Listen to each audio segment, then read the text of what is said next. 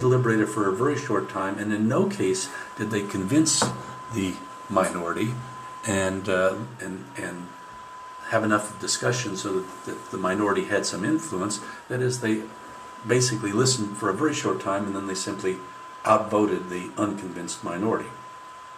If you asked the jurors after the case whether they were happy with the outcome, you found that the people who had been outvoted by the majority were the least happy with the verdict of all.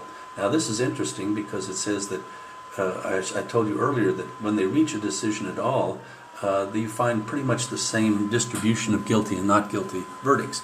But you are more likely to hang if you have a unanimous decision rule. If you have to get everybody to agree, it's harder to reach agreement, and that's not too surprising.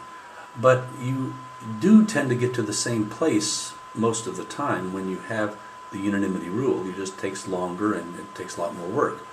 The interesting thing is that though, if you don't let the minority have their say and discuss the case fully, then they even though the outcome tends to be the same, they're far less content with the process. And that gets us back to this question of justice. Has justice been done if the people who are making the decision don't feel that all the opinions, all the sides have been fully heard? And the answer seems to be that without unanimity, without striving to get to complete agreement, there is a lot of unhappiness with the process, and people are not as convinced that justice has been done, and therefore it undermines the legitimacy of the jury as a decision-making process. Now,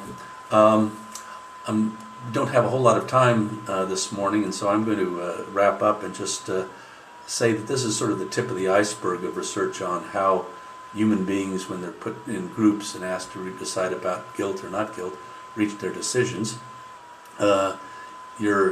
You've got a first exposure, a first introduction to some of this research, and perhaps with your instructor you could take some time and dig further into this topic. It's a fascinating one. I wish I had more time to discuss it with you this morning, but that'll give you a first look. I wish you luck in your studies on justice generally and on jury decision making, and I'll say goodbye for today.